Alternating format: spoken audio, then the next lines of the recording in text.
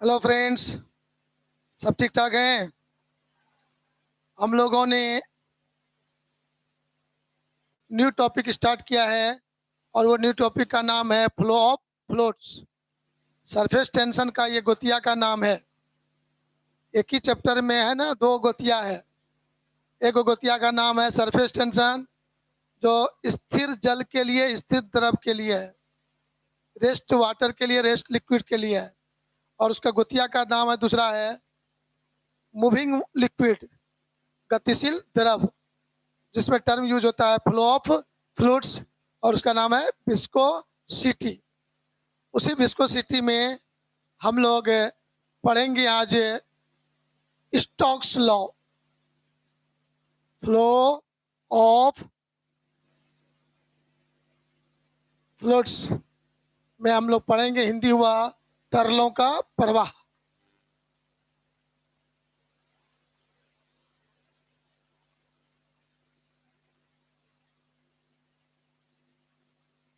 ये कुछ बच्चों को हो सकता है जानकारी नहीं हो। चैप्टर कितना है ये? 10। अब इसमें से हम बच्चों को यहाँ पर अध्ययन करना है Stokes law.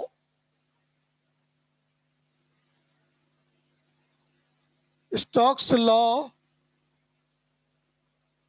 And terminal velocity. अब देखिए, स्टोक तो साइंटिस्ट का नाम है, उसका हिंदी क्या बोलेंगे, है ना। इटली के साइंटिस्ट थे जॉर्ज स्टोक, जिन्होंने 1885 ईस्वी में यह नियम दिया था।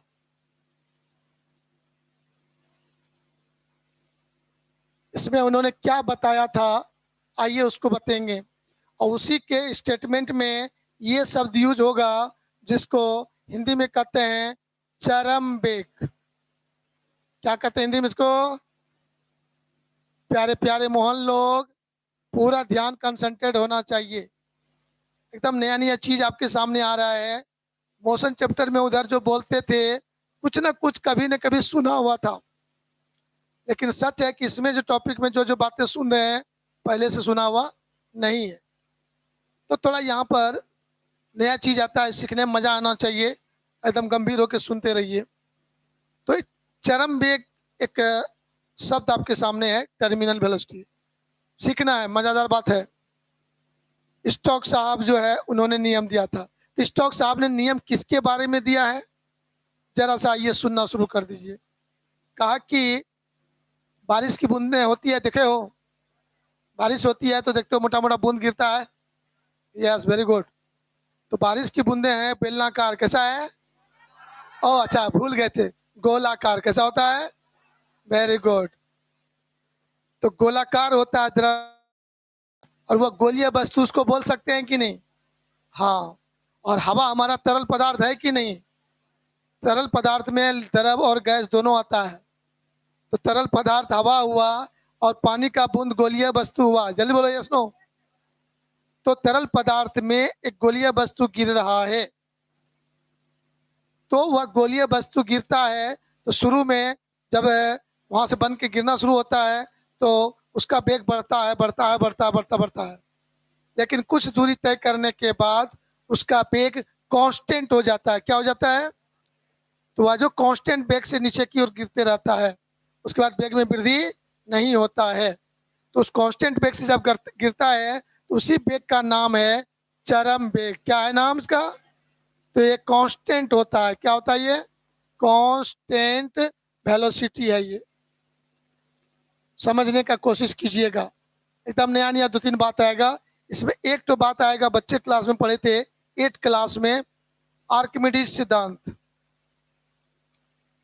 हाँ, तो उसमें से कोई वस्तु को जल में डुबाते हैं, हो सकता है वो वस्तु ऊपर में, जल के ऊपर में तैरने लगे, हो सकता है जल में डूब कर तैरने लगे, या हो सकता है डूबने के बाद गति भी करने लगे। तो उन बातों को समझना है यहाँ पर, उसका भी उपयोग अभी होने वाला है। लेकिन सबसे पहले बोला गया आपको स्टोक्स लॉ। तो बोला गया वो जो निश्चित वेग से गिरता है कोई भी गोलीय वस्तु किसी तरल में जब नीचे की ओर गिरता गति करता है तो कुछ दूरी जान तय करने के बाद वेलोसिटी कांस्टेंट होता है। उसी कांस्टेंट वेलोसिटी को तुमने कहा चरम वेग, टर्मिनल वेलोसिटी। तो टर्मिनल वेलोसिटी हमको मालूम है। अब उसके बाद स्टोक्स साहब ने क्या कह दिया? स्टोक्स साहब ने कहा कि यदि किसी द्रव में, द्रव भी हमारा लिक्विड भी हमारा फ्लूइड आएगा, तरल पदार्थ। अब कोई गोलीय वस्तु ले लिए, जैसे कि लोहा का, कांच का, कोई गोलीय वस्तु ले लिए। अब ये ठोस वस्तु हुआ कि नहीं हुआ? और जल हो गया हमारा, लिक्विड हो गया तरल पदार्थ। तो इस जल में कोई ठोस गोलीय वस्तु को गिरा देते हैं तो वह गोलीय वस्तु गिरना शुरू हो जाता है। तो देखा गया है कि यहाँ पर जो बात समझाया जा रहा था उसी को फिगर में दिखाते हैं, गौर से सीखिएगा, एकदम मन को कंसंट्रेट करके सीखिएगा। यहाँ पर आपका ये जल हो गया सर, या जल नहीं बोल के कोई द्रव बोल सकते हैं हम लोग। ये द्रव हो गया। अब इसमें कोई गोलीय वस्तु को गिराते हैं। एक गोलीय वस्तु मैंने ले लिया। ये इस गोलीय वस्तु का अपना कोई रेडियस होगा r। इसका नाम हो गया ये गोलीय वस्तु, इंग्लिश वर्ड हो गया स्फेरिकल बॉडी। क्या हो गया? ये गोलीय वस्तु स्फेरिकल बॉडी हो गया। ये तो जैसे स्फेरिकल बॉडी को यहाँ गिराते हैं तो आपको देखने को मिलेगा कि इसके चारों तरफ जल के कण चिपक जाएंगे,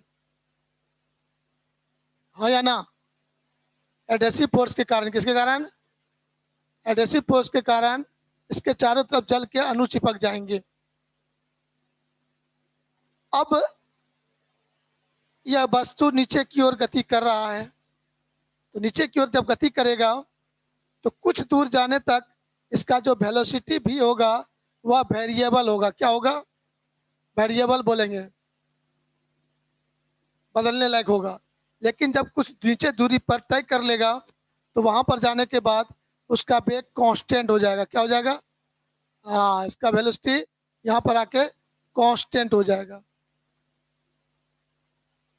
यही कांस्टेंट जो वेलोसिटी हो जाएगा, वही वेलोसिटी कांस्टेंट को का नाम रखा गया है टर्मिनल वेलोसिटी। अब वो वेलोसिटी कांस्टेंट कैसे हो जाता है उसको भी हम समझा रहे हैं, एक एक बात को समझाएंगे, थोड़ा सा ध्यान से देखिएगा। तो जब ये गति करते हुए आगे आ रहा है, नीचे की ओर आ रहा है, तो जल के जो अणु हैं बगल में, ये जल के जो एक परत जो होगा, ये परत यहाँ पर इस गोलीय वस्तु को नीचे आने से रोकना चाहेगा, और रोकना चाहेगा तो यह यहाँ पर कोई न कोई बल लगाएगा, और उस बल का नाम ऊपर की ओर दिखा देता हूँ। ये बल एफ डैश मान लेते हैं। तो लेकिन इस बल के बारे में आपको मैं बता देना चाहता हूँ, इसी का नाम होगा सियान बल। क्या नाम होगा? सियान बल, विस्कस फोर्स। और इस फोर्स का नाम हो गया विस्कस फोर्स, सियान बल।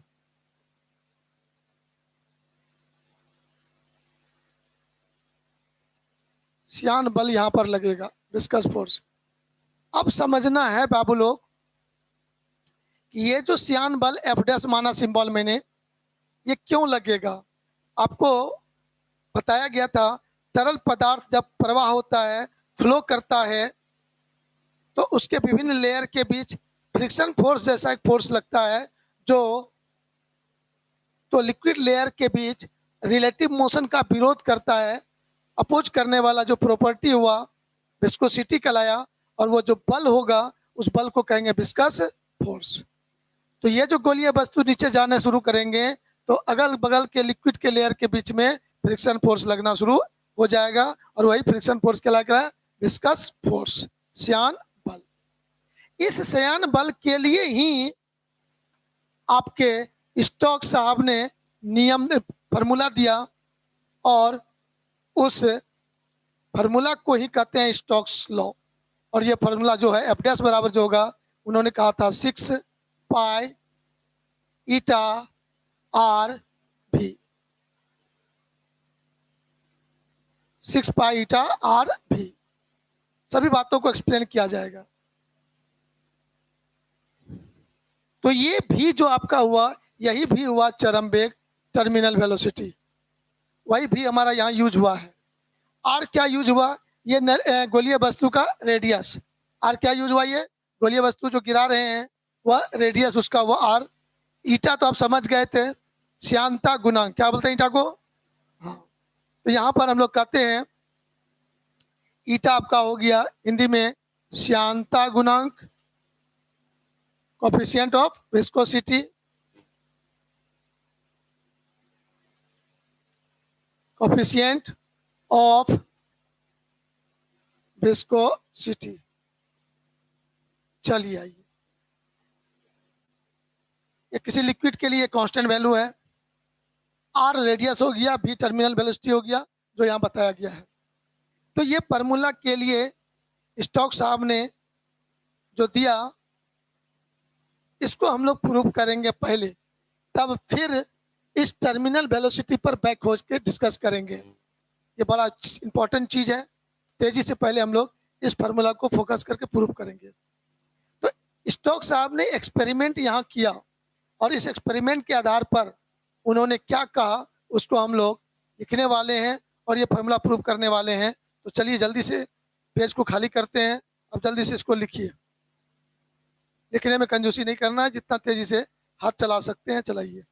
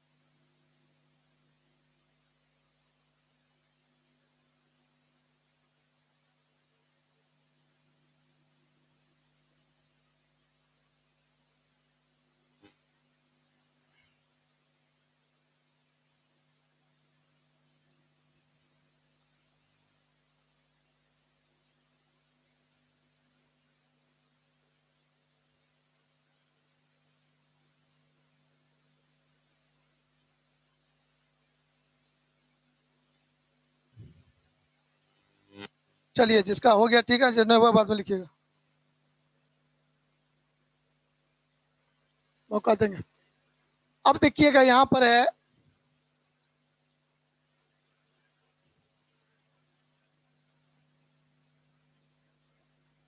Stokes law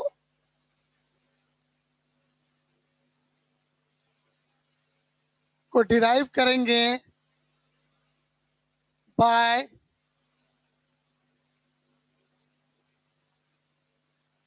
dimensional method.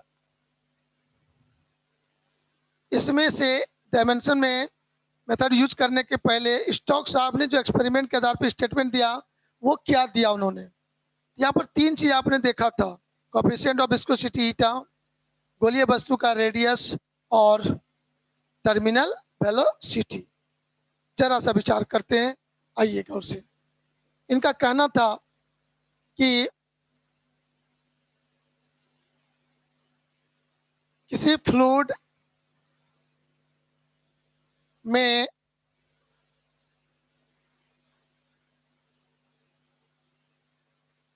गिरते हुए गोलीय वस्तु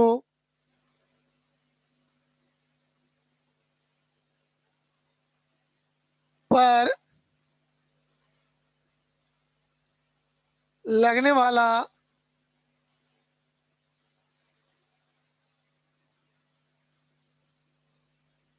श्यान बल विस्कस फोर्स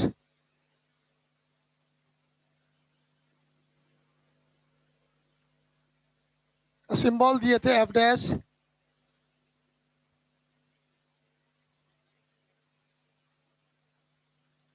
फ्लूइड के श्यानता गुणांक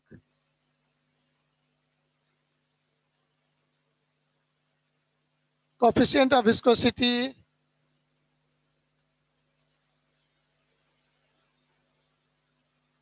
of viscosity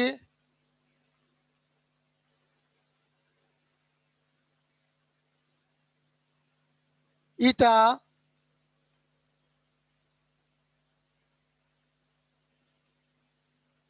रेडियस त्रिज्या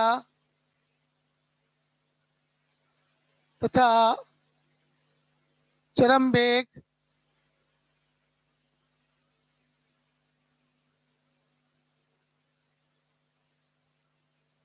टर्मिनल वेलोसिटी भी पर निर्भर करता है।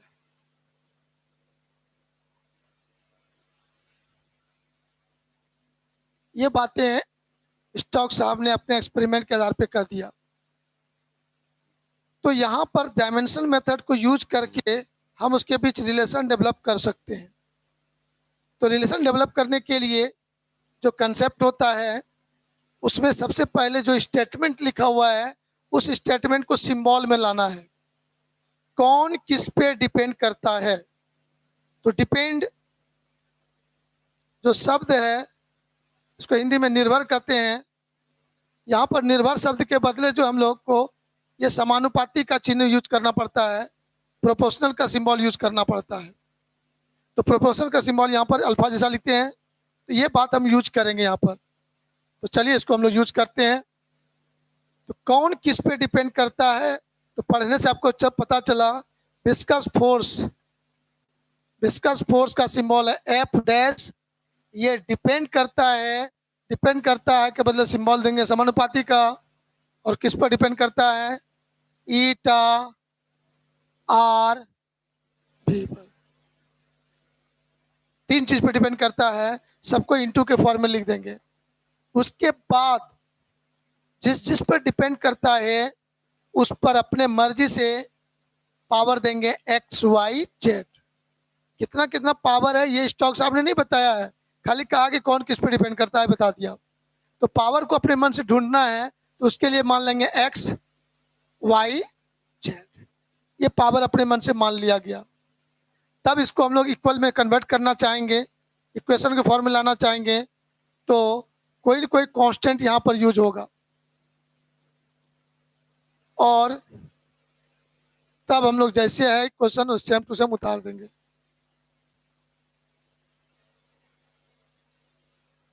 एफ डैश इक्वल टू के ईटा पावर एक्स और पावर वाई भी पावर जेड। ये आपका इक्वेशन नंबर 1 हो गया। अब यहां से हमको समझने का जरूरत है कि सर के डायमेंशन लेस कांस्टेंट है। पूछा जाए क्या है के?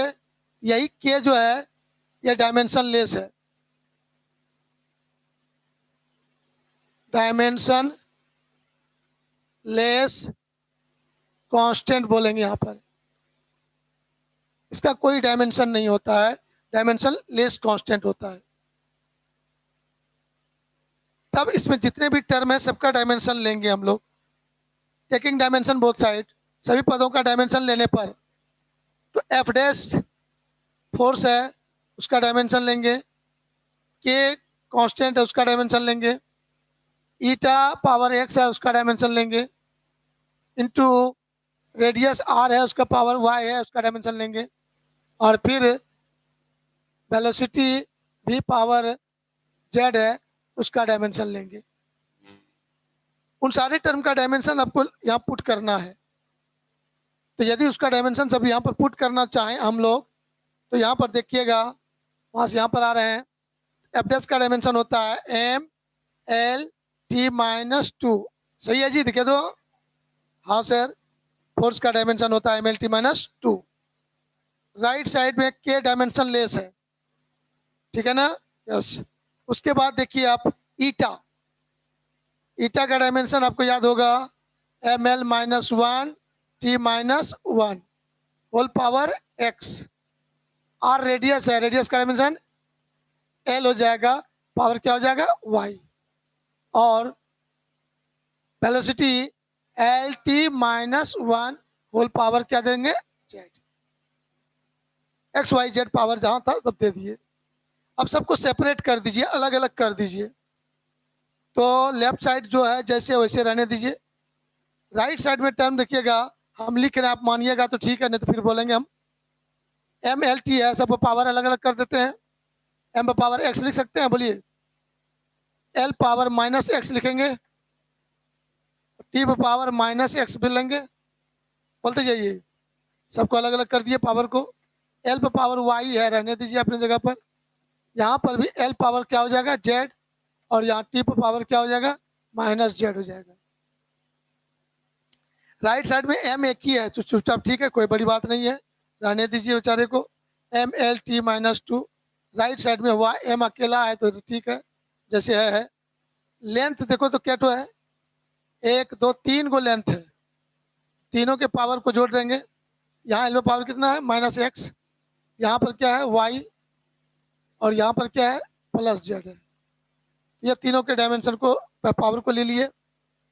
अब टी पर आइए, टी क्या घोड़ दिए तो टी कितने बार यूज हुआ है, यहाँ माइनस एक्स है, यहाँ पर माइनस जेड है, तो उसको एक साथ कर लीजिएगा, माइनस एक्स माइनस जेड, ये तुम्हारा हो गया।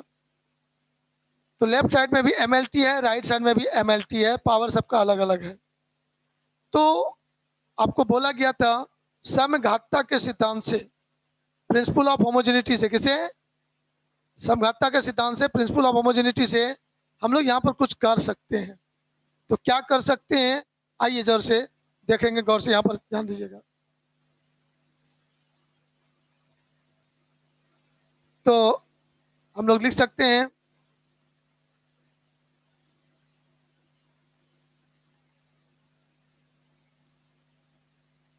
समघातता के सिद्धांत से,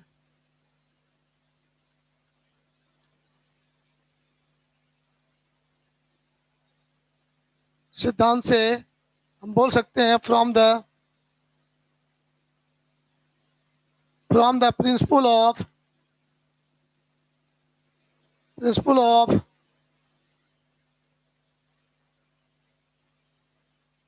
होमोजेनिटी। तो समघातता का सिद्धांत कहता है यदि बेस सेम है तो पावर भी सेम लिखेंगे। तो यहाँ पर देखो कि लेफ्ट साइड में एम पर पावर कितना है, यहाँ एम पर पावर कितना है एक्स, तो मैं कह दूंगा एक्स बराबर वन, एक काम खत्म, एक्स का मान डायरेक्ट मिल गया। दूसरा है एल तो पावर कितना देखो तो minus X plus Y plus Z, यहाँ एल पर पावर कितना है वन, तो बराबर क्या कर देंगे वन। एल पर पावर यहाँ पर ये है, यहाँ पर एल पर पावर वन है, तो कर दिए इक्वेट। ये इक्वेशन नंबर बन गया सर। यहाँ पर जो दिए थे इसका नाम क्या दिए थे, इक्वेशन नंबर वन। अब इसका नाम दे दिए इक्वेशन नंबर टू, राइट। चलिए अब फिर आ जाइए इधर, इधर आ जाएंगे तो यहाँ देखो टी पर पावर कितना है माइनस एक्स माइनस जेड, यहाँ टी पर पावर क्या है माइनस टू, तो मैं कहूँगा sir minus X minus Z equal to minus two, सबका माइनस हो खत्म हो जाएगा कॉमन हो गया। तो अब यहाँ पर x का मान बैठा देंगे, इसको समीकरण नंबर 3 मान सकते हैं आप लोग बाबू लोग। तो यहाँ पर यदि x का मान बैठा दो, यहाँ 1 है, x का मान है कि नहीं है, हाँ सर यहाँ x का मान 1 निकल चुका है, हम लोग यहाँ पर देख सकते हैं x बराबर 1 प्राप्त हो गया। हमें अब इसका मान यहाँ पर पुट करना है। यहाँ पुट कर देंगे -1 माइनस जेड बराबर -2। तो ये 2 माइनस इधर आ जाएगा, जेड उधर चल जाएगा, तो जाएगा -1 प्लस 2 बराबर जेड। तो जेड बराबर हो गया तुम्हारा कौन सी, 2 में गया 1। तो चलिए जेड का भी मान आपने निकाल लिया। एक्स और जेड दो चीज निकल गया, यहाँ पुट कर देंगे। यहाँ तुम्हारा क्या निकल जाएगा, वाई निकल जाएगा। तो -1 प्लस वाई प्लस 1 बराबर 1, वाई बराबर भी हो गया 1, वाई भी आपका 1 हो गया। तो सर हम लोगों ने अपने मन से एक्स वाई जेड माना था, यहाँ पर पावर अपने मन से दिया था ना एक्स वाई जेड, यहाँ दिया था एक्स वाई जेड, तो वो एक्स वाई जेड तुम्हारा निकल गया यहाँ पर। यही हुआ, डायमेंशनल मेथड का यूज करके कर लिया।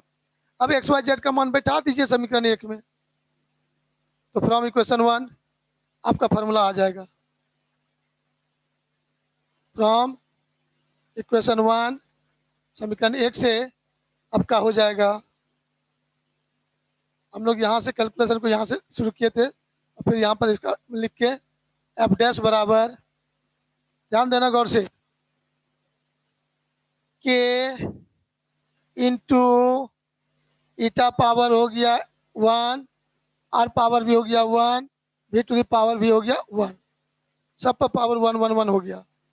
अब यहाँ के तुम्हारा डायमेंशन लेस कॉन्स्टेंट है ना, तो यहाँ पर स्टोक साहब ने अपने एक्सपेरिमेंट में इसी के का डायमेंशन लेस टर्म के का उन्होंने वैल्यू निकाला था, और बाय एक्सपेरिमेंट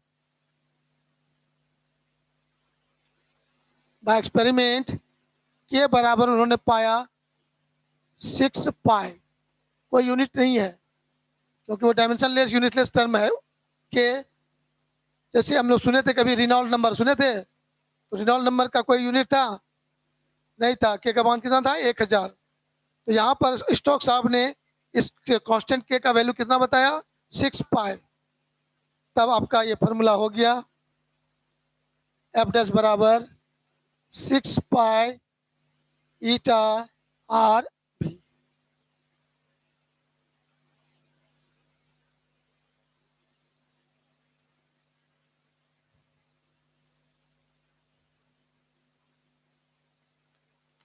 तो स्टोक लॉ से किसी भी गोलीय वस्तु पर लगने वाला श्यान बल का मान हमने खोज लिया। इस बल का उपयोग करेंगे तब इसमें जो फार्मूला में ये भी है टर्मिनल वेलोसिटी, इस भी का फार्मूला निकलेगा। लेकिन उसको निकालने के लिए हम बच्चों को उपयोग करना पड़ेगा उत्प्लावन बल, आर्किमिडीज प्रिंसिपल। उन्होंने कहा था किसी लिक्विड को, किसी लिक्विड में कोई भी वस्तु को डुबाया जाता है तो वस्तु तैर भी सकता है और डूब भी सकता है। तो कब तैरेगा कब डूबेगा उसके कंसेप्ट का जरूरत यहाँ पर हमें पड़ेगा। तो चलिए मैं आपको बताता हूँ, तो लिख लिया आप लोग।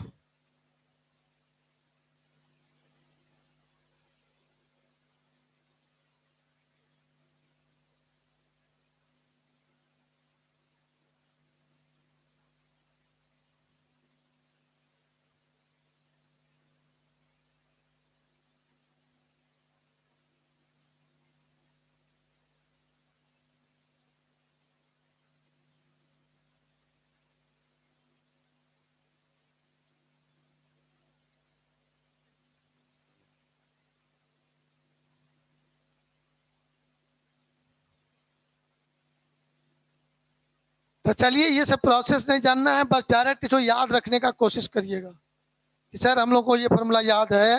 ये जरूरत जब भी लाइफ में कई बार पड़ेगा आपको, तो वहां पर आपको सिर्फ ये बोलना है कि यस मैं ये फॉर्मूला जानता हूँ। लड़की लोग बोलेगी यस हम लोग फॉर्मूला जानती हूँ।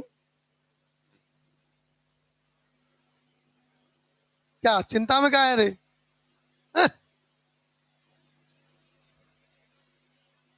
ठीक ठाक है ना सब चीज? हाँ, सास उस बीमार है ना? इसीलिए चिंता में बैठल है। नहीं तो हम बोलवे किए थे। मेरा ध्यान समझ लो, खाली तुम लोग के सांस पर ही है।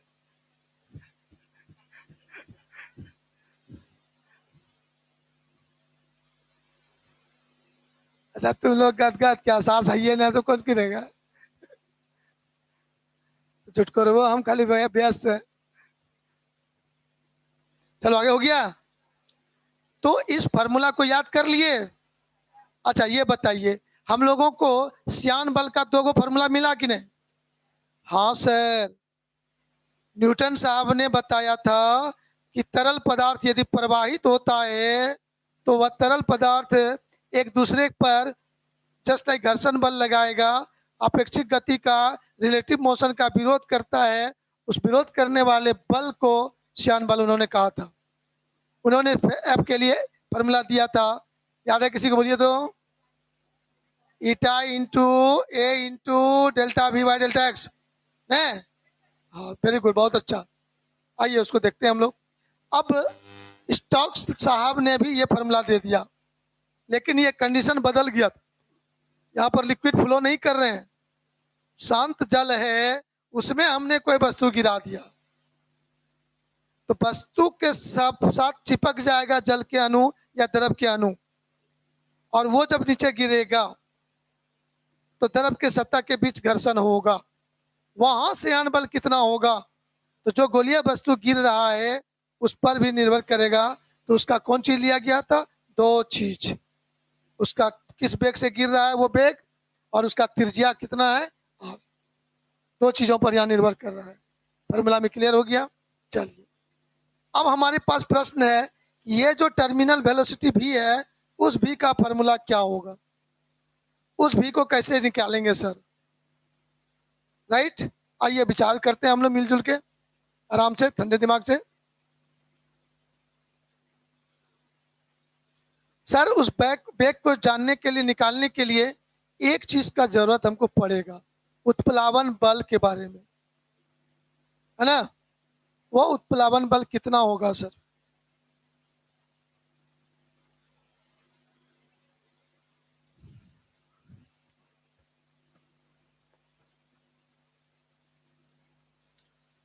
उसमें हम लोग को जरूरत पड़ेगा, आइए, उत्प्लावन बल।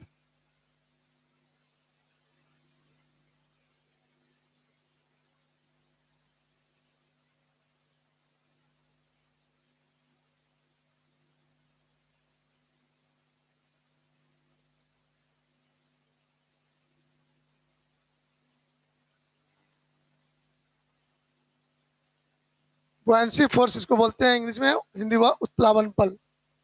ये उत्प्लावन बल क्या है सर? समझिएगा थोड़ा ठंडा ठंडा दिमाग से, एकदम शांति से। सर हम लोग एक बर्तन लेते हैं, थोड़ा सा रफ करता हूं मैं यहाँ पर। सपोज करो ये गिलास है, पूरा पानी भरा हुआ है, कोई भी तरफ भरा हुआ, पूरा पूरा एकदम फुल है।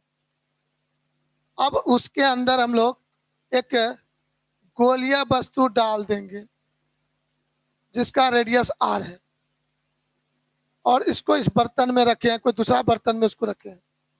पहले से जानते थे कि जब डालेंगे तो यहाँ से कुछ पानी निकलेगा कि नहीं निकलेगा? हाँ सर, इसमें जो ये द्रव है ये यहाँ से निकलना शुरू होगा, गोलिया वस्तु के अंदर में पानी नहीं घुस जाएगा। तो कितना पानी निकलेगा यहाँ से? हाँ? तो जितना वस्तु का आयतन है उतना पानी निकल जाएगा, और वो पानी निकल के यहाँ जम जाएगा नहीं जाएगा? फिर इस पानी यहाँ जो निकल गया इसका बाहर निकाल सकते हो कि नहीं? कंफर्म? तो ये जो नीचे इस बर्तन में जो द्रव तुमको मिल रहा है, इस द्रव को हम लोग कहेंगे विस्थापित द्रव। जल्दी बोलो हाँ या ना। विस्थापित द्रव बोलेंगे, इंग्लिश में कहेंगे डिस्प्लेस्ड लिक्विड। क्या बोलेंगे? डिस्प्लेस्ड लिक्विड कहेंगे इसको। तो इस डिस्प्लेस्ड लिक्विड का पूछेंगे वॉल्यूम कितना होगा, बताओ।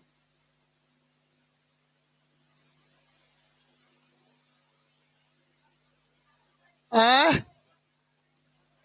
हाँ, तो मैं पूछूं यहां से वॉल्यूम ऑफ डिस्प्लेस्ड लिक्विड, कितना जवाब दोगे? 4/3 पाई r क्यू। वेरी गुड, सही जवाब है, 100% जवाब सही है। जितना बड़ा गोलीय वस्तु रहेगा जितना आयतन का, उतना आयतन का पानी बाहर। अब कहेंगे उस displaced weight of displaced weight of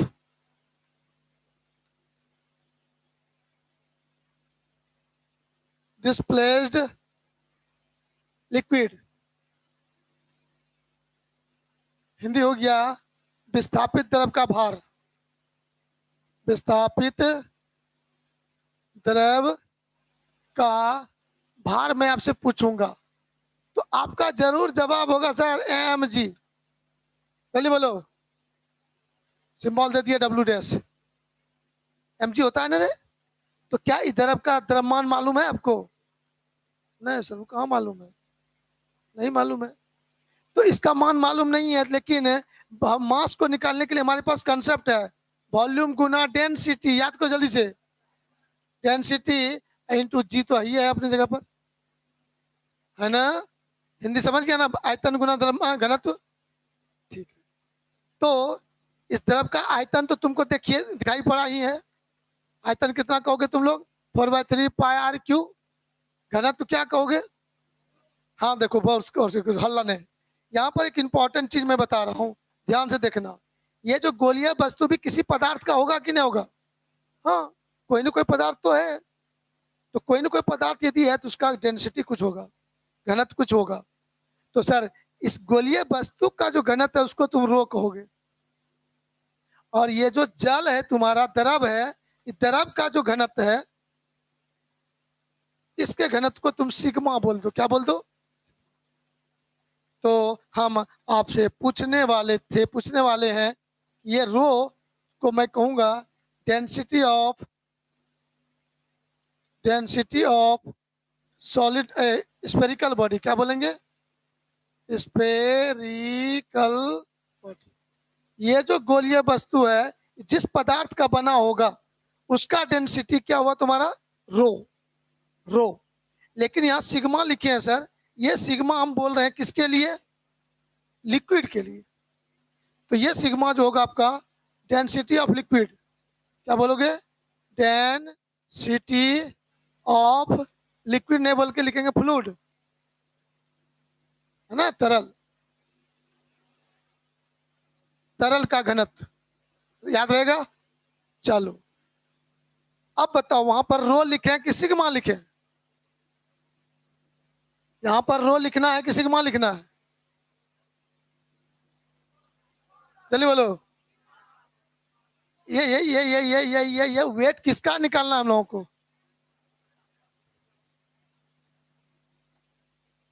है ना? तो यहाँ पर क्या लिखेंगे? सिग्मा। यहाँ लिखेंगे गुरुजी सिग्मा। Very good. इंटू तो जी है ना? कहा ये जितना द्रव को आप विस्थापित करते हो, या जगह नहीं था तो बाहर निकल गया कि नहीं? भैया मेरे, हम ये बर्तनमा को थोड़ा बड़ा करेंगे, ये बर्तन को थोड़ा हम बड़ा कर देंगे। अब बताओ, पनिया निकलेगा बाहर? सर नहीं सर, यहाँ को उपाय नहीं है, ये द्रव बाहर अब नहीं निकलेगा यहाँ से, इसी में अनपना के रह जाएगा। बस ये खिसकाना चाहेगा, वो खिसकेगा जरूर, लेकिन वह जो है इस पर ऊपर की ओर बल भी लगाएगा। यही बल जो होगा इसका सिंबल लिख दोगे W'। यही W' हुआ, जो निकाला ना तुमने, ये W' यही हुआ। ये भी जो भी द्रव को तुम विस्थापित किया उसका जो भार है वह फॉर ऊपर की दिशा में बल लगा देगा, और उसी का नाम है उत्प्लावन बल। उत्प्लावन बल, बुयांसी फोर्स।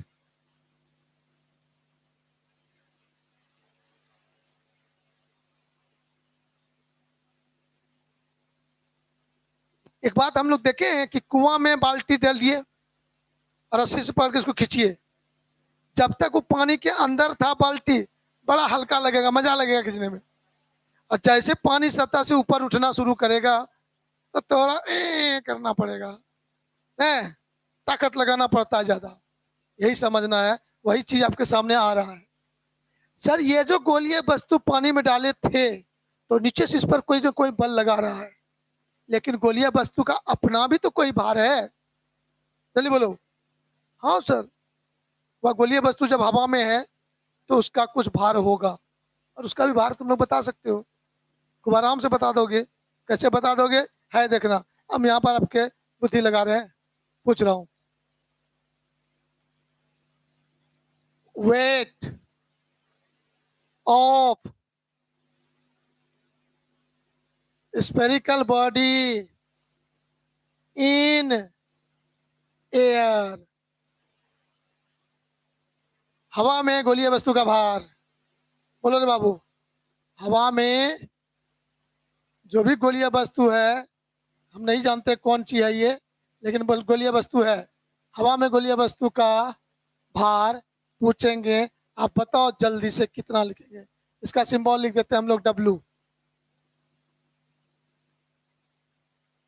सर यही होगा, सर यही होगा। एक चीज बदल जाएगा, यहाँ द्रव का था तो सिग्मा लिए थे, गोलीय वस्तु का डेंसिटी रो। यहाँ लिख ले है बगल में ना रे, तो यहाँ हो जाएगा sir 4/3 pi rho into g. Very good. किन्हीं बच्चों को मैंने प्रश्न है, जल्दी बोलिए। जो लास्ट लाइन अभी लिखे, क्या दिमाग लोड लिया? लेना चाहिए, लेकिन लेगा कोई गारंटी नहीं है, लेकिन लेना। नहीं लिया नहीं है, बढ़िया हो। जिसका लिया ठीक है, जिसका नहीं लिया वो भी ठीक है।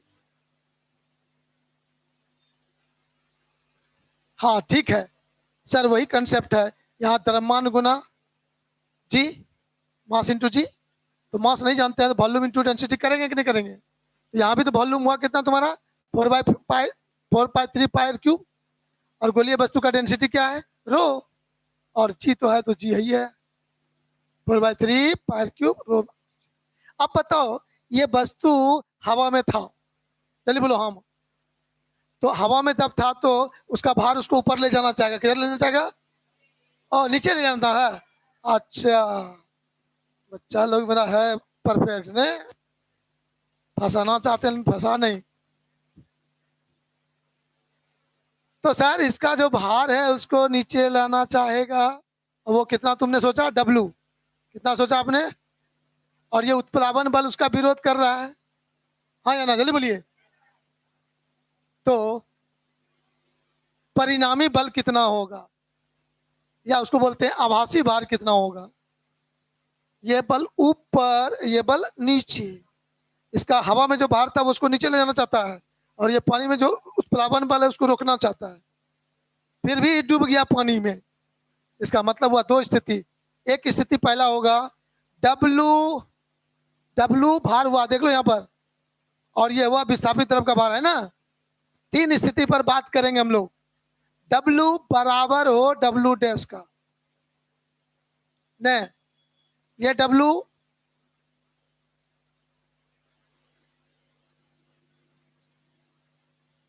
छोटा हो डब्लू डैश से। डब्लू क्या हुआ भार, विस्थापित द्रव का भार डब्लू डैश हुआ। तो ऊपर रोकने वाला बल बड़ा है यहाँ पर, तो क्या ये पानी में डूबेगा कि नहीं डूबेगा? नहीं डूबेगा सर, बस पानी के सतह पर रखा रहेगा, ऊपरे में तैरेगा, डूबने का कोई चांस। फॉर एग्जाम्पल नाव, जहाज, नाव जहाज ये सब क्या हुआ, पानी में डूब के तैरता है कि ऊपरी सतह में तैरता है? उतनी सा डूबता है। तो ये स्थिति होगा पहला वाला बात, सतह के ऊपर तैरेगा, द्रव के, द्रव के सतह के ऊपर तैरता है, तैरता है। Very good. दूसरा पॉइंट, दूसरा पॉइंट यदि हम सोचना शुरू करें यहाँ पर, तो क्या सोचता हूं सर? दूसरा बात ये होगा, W बराबर W डैश हो सकता है कि नहीं? कभी कभी हो सकता है। ऐसे स्थिति में को क्रिकेट खेलने वाला जो गेंद है उसको देखना, पूरा पानी के ऊपर में नहीं तैरेगा, देखोगे ना पानी में डूब जाएगा, लेकिन नीचे गिरेगा भी नहीं, पानी में डूब के ऊपरे में तैरेगा, है ना? तो जल के सतह के अंदर जाके तैरेगा, तो डूबेगा लेकिन नहीं, जल के सतह के अंदर। द्रव के सतह के अंदर तैरता है। और सर तीसरा, अब समझ गए होंगे आप लोग। अब री गटवल्लाक तीसरा नंबर में कहता है W is greater than W dash. हवा में जो भार था वही अधिक हो गया उत्प्लावन बल से। तो इस स्थिति में सारे बच्चे जान गए कि वस्तु द्रव में डूब जाएगा, डूब जाए। चलो ये तीनों कंडीशन हुआ। यहाँ तो डूब गया है, यहाँ क्या हुआ है? डूब कर नीचे जा रहा है, नीचे गति कर रहा है। तो कौन कंडीशन लागू होगा यहाँ पर? तीसरा वाला लागू हो रहा है। तो सर W बड़ा है W डैश से, तो नीचे जाने लगा, तो वस्तु जब गति करेगा तो कितना बल का अनुभव करेगा वो? हाँ सर, हम लोग पढ़े थे एना एना सब बात। क्या पढ़े थे? आइए जरा से विचार करते हैं। हम लोग पढ़े थे, यदि मेरे पास एगो वस्तु है, क्या एगो वस्तु है? एक गो वस्तु है, दो चार टो नहीं, एक टू। अब वो वस्तु का पर एक आदमी इधर बल लगा रहा है F1, कितना बल लगा रहा है? F1। और एक आदमी इधर बल लगा रहा है F2। ध्यान देना गौर से। तो ये F2 ये F1 बल लगा रहा है, और ये मान लो कि 10 न्यूटन है, और ये मान लो कि 6 न्यूटन है। तो नीचे वाला बल बड़ा है ना, तो यह वस्तु कितने बल का अनुभव करेगा? कॉन्फिडेंस है ना? हाँ सर, ये वस्तु जो है नीचे की ओर 10 घटाओ 6 बराबर 4 न्यूटन बल का अनुभव करेगा। इसको हम F मान लेंगे, ठीक है ना? उसी बल से ना नीचे जाएगा जी। सर वैसा ही स्थिति यहाँ दिख रहा है कि नहीं दिख रहा है?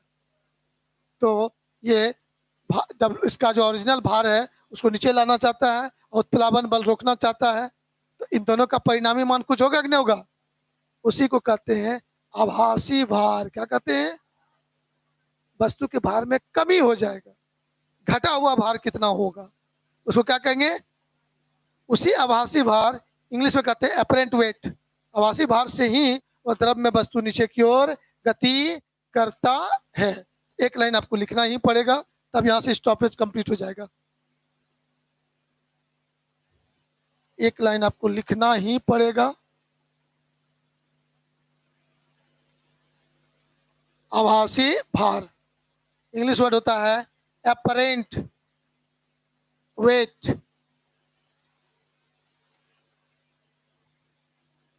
द्रव में डूबने के बाद जो उसके भार में कमी हो जाता है, घटा हुआ जो भार होगा वही भार कहलाएगा आभासी भार। तो ये कैसे निकालेंगे सर?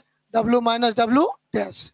तो जैसे करोगे तो है, देखो कॉमन दोनों में कुछ होगा रे, ढेरी चीज कॉमन होगा sir. 4/3 pi r cube minus sigma. Last term लिखवे की दिक्कत? बोले में अच्छा लगता हो जी का लास्ट टर्म लिखवा ना, बोले में अच्छा लगे जी। 4/3 pi r cube rho minus sigma into g. बोले जल्दी से, 4/3 pi r cube rho minus sigma into g. तो द्रव में वस्तु नीचे जा रहा है कौन बल से? यही बल से, यही बल से वस्तु नीचे गिर रहा है। लो गिरम बजरम शुरू हो गया। तो अगले क्लास में हम ये लाइन डायरेक्ट यूज करेंगे। बल दीजिएगा। किसी द्रव्य वस्तु नीचे की ओर गति करेगा कौन बल से? कंफर्म? ओके, तो मिलते हैं अगले क्लास में। Bye bye.